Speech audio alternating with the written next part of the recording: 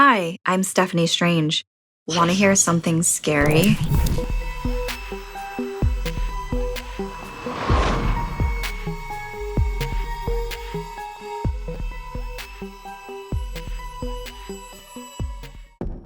Growing up, Rochelle's mother implored her to never clean on New Year's. 3 years bad luck, she would say, her grip tight on Rochelle's wrists. Still, when the news of violent rains flooding New Orleans reached for her, Rochelle didn't hesitate to pack her bags and go down south to help her grandmother rebuild the streets of New Orleans.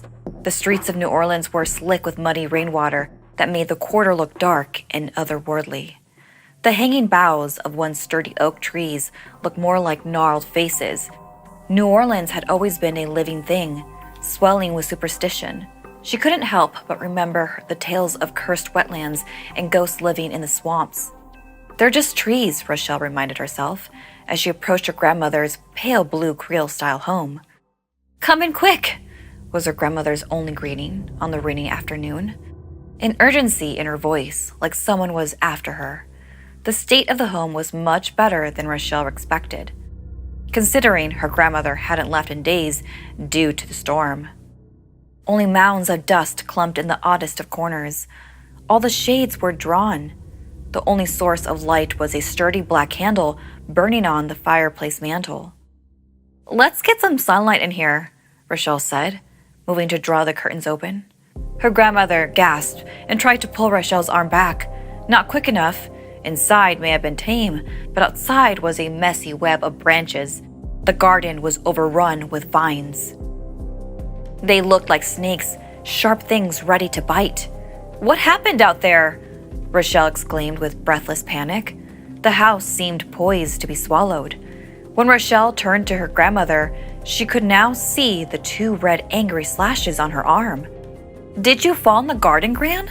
"No, close the curtains, child. The garden's a beast that wants to be fed." Her grandmother begged, hands shaking on the curtains. Rochelle didn't ask again and turned to fix their plate of lucky black-eyed Susans for luck, for prosperity. When they went to bed, that odd black candle was still burning. Her grandmother refused to let Rochelle blow it out, saying only, "It will keep us safe." The rain pounded harder that night, so hard it shook Rochelle from sleep. Wind scattered through the storm, sounding like a sharp wail. But the wail didn't stop. "Gran?" Rochelle called out. Only the wailing answered. From her bed, Rochelle crept to the window, following the sound.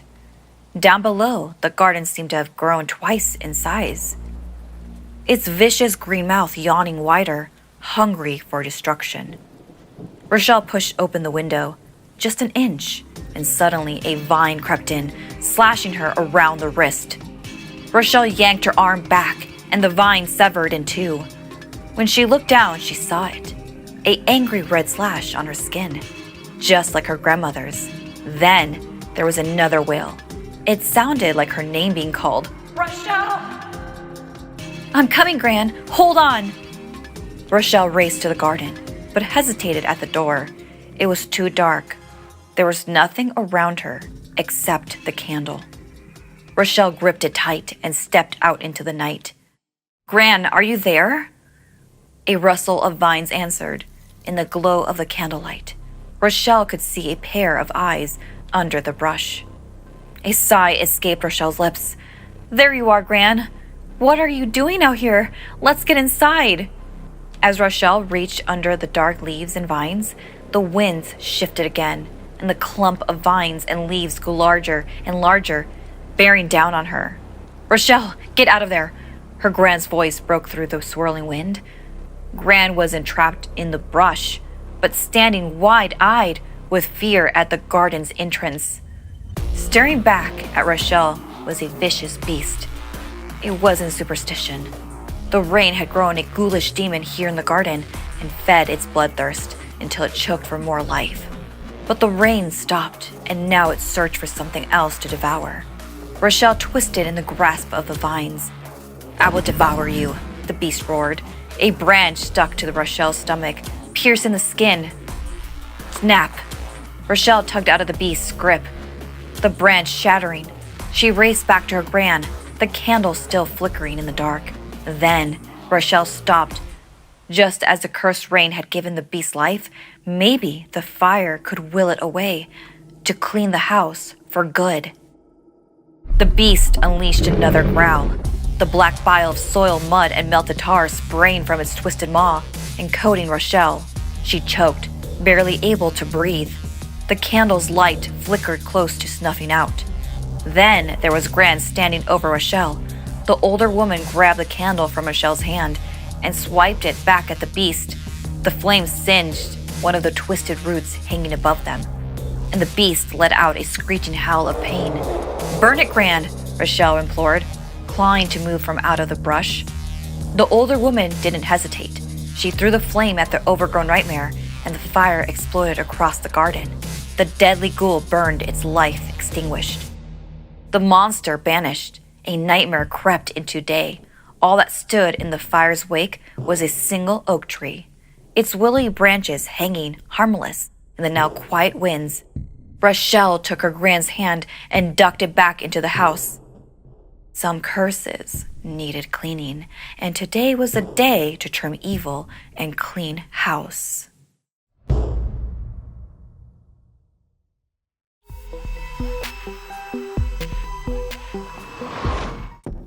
The principal asked Chica to clean out Khadijah's locker. It had been a week since the funeral, and Khadijah's mother hadn't come to pick up the belongings. There had been a party. The cops had shown up and everyone ran. Khadijah took a shortcut, fell into the river, and now she was gone. It took only a minute for Chica to scoop Khadijah's belongings into her own backpack. At first glance, everything seemed normal about the locker. All Khadijah had left was an AP statistics textbook, a tube of bright red lipstick, and a mirror hanging on the inside door. After a moment, Chica moved to close the locker until she heard a voice. "What lovely skin," the voice cooed. Chica squinted into the locker, shadows nearly swallowing the locker whole. She stilled, trying to find the source of that eerie voice, certain she had misheard. Then the voice spoke again. "What a beautiful girl." The voice was sweet, no louder than a whisper, oddly familiar. Almost like Khadijah's voice, but Chica couldn't be sure. They weren't friends, though people like the principal always assumed they were. Chica didn't have friends like Khadijah did, but in their chilly Maryland town, their similar ebony skin and midnight eyes stuck out. In fact, when Chica would pass Khadijah in the hallways, chatting with her large group of attentive blonde friends, Chica sometimes daydreamed that she and Khadijah were long-lost sisters. They both wore their hair natural. Khadijah always had hers tucked neatly behind a pristine silk scarf. A scarf she wore to match the other girls. Neat, like Khadijah's locker. Neat in all the ways that Chica was not. The shadows in Khadijah's locker suddenly gave way to a pristine, folded blue and white silk scarf. It was beautiful. Better than any of the other ones she had seen Khadijah wear. Chica's fingers itched to touch the fine silk. A sensation, like invisible hands, came over her palms. Chica reached in, curling the scarf around her palm. "It would fit you so nicely. Try it on," that soft voice suggested. How could Chica refuse it? Even as her skin prickled, she knotted the scarf around her neck. Though it was silk, it felt heavy on Chica's neck, like a paperweight on her collarbone. Chica looked up at the mirror and almost screamed. She didn't just look like Khadijah. In that moment, she was Khadijah.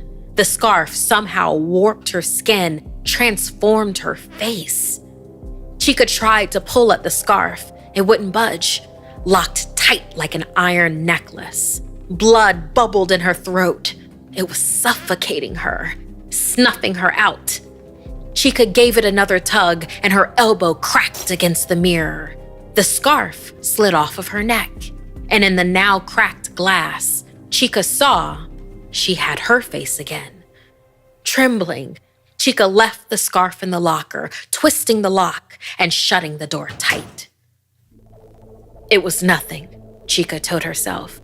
She would wait for Khadijah's mom to get the scarf. 2 days passed before the locker started to rot. It was a curdling smell that took up the entire hallway, sour and imposing. A stench that followed the students from classroom to classroom. Chica tried to avoid looking at Khadijah's locker on her way to math class, but she saw the unmistakable grime of shadows on its outer edges. She noticed a janitor and the principal trying to pry the locker open. "Did you try the combination?" The principal barked as students stopped to stare. "It's stuck shut," the janitor told him with a grunt. The bell rang, clearing the hallway, and Chica pressed nearer to the locker and its overpowering stench. Chica gagged as she got closer, then pressed a shaky hand on the lock. With one twist, it gave way, like it had been waiting to open, just for her.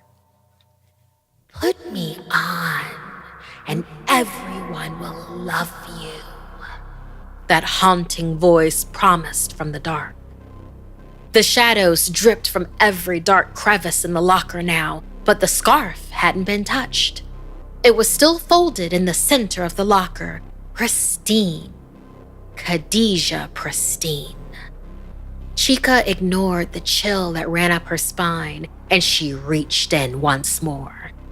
The scarf settled on Chica's neck, and she didn't pull away from the weight this time. She let it wrap itself around her and breathed in. The hallway now smelled like lilacs, not like rot, but like perfection. "Chica, would you like to come hang with us?" A sweet voice called from next to her. Across the hall, Khadijah's blonde friends had watched Chica try on the scarf with wide smiles, their own silk scarves tight around their necks and wrapped in their hair. Chica had been noticed. She looked just like one of them. Chica's hand tightened the scarf around her neck as she moved to close the locker. Before the door shut, Chica caught her reflection in Khadijah's cracked mirror. She saw the face that she wore was definitely not her own. That face smiled right back at her, happy with the life it now possessed.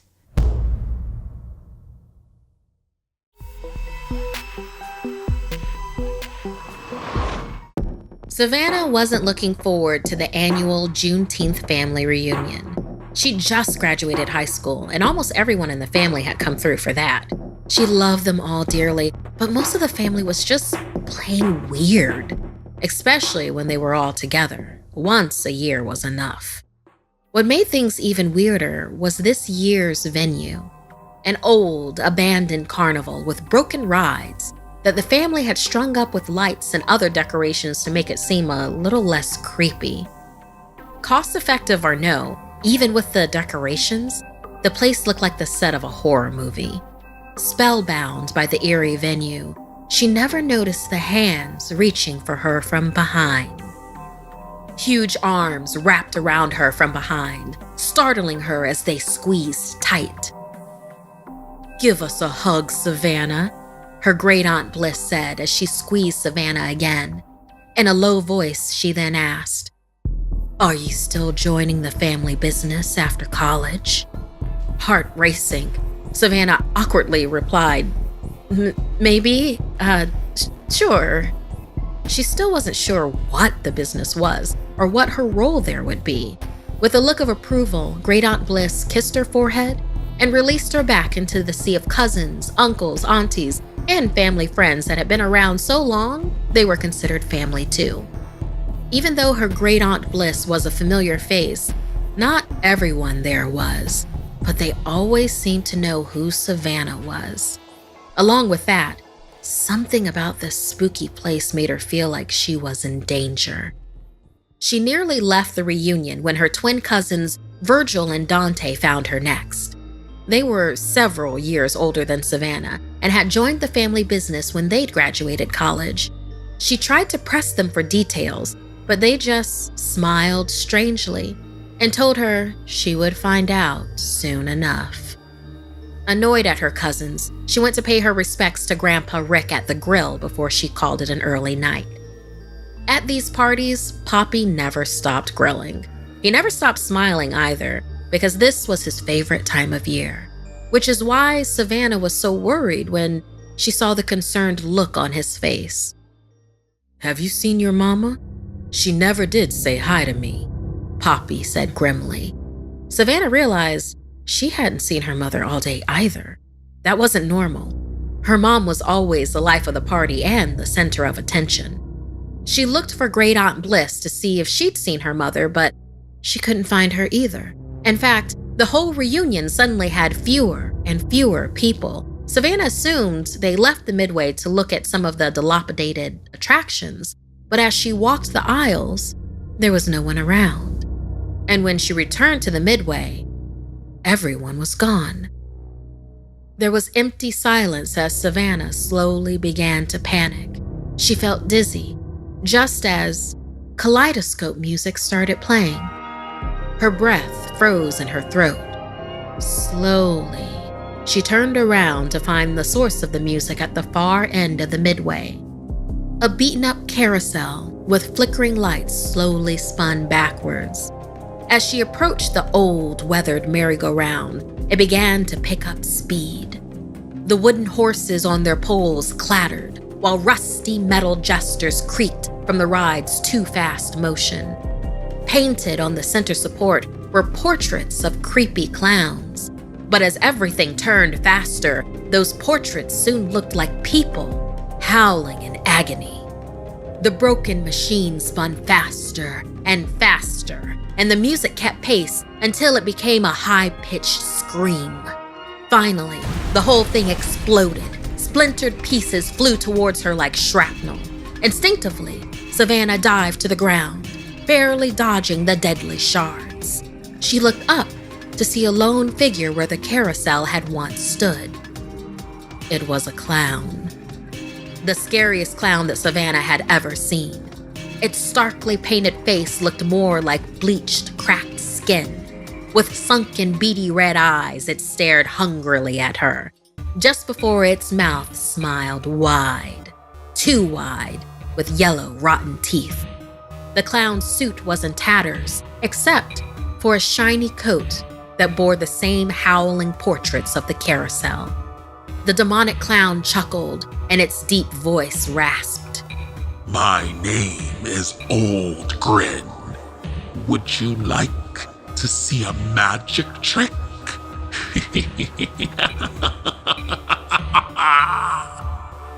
Then the evil thing started stepping towards her. A herky-jerky movement where every time she blinked, it was suddenly closer, moving quickly to her along the Midway. Savannah jumped to her feet to run as fast as she could, a scream burning in her throat. And that's when figures around her stepped out of the shadows. Her mom, Great Aunt Bliss, Poppy. The whole family emerged from all the aisles onto the Midway. They were staring at her, each holding a silver candle. Old Grin, the clown, stopped its jerky charge forward. The demonic thing was surrounded. Savannah's mother smiled at her and said, "This is the family business.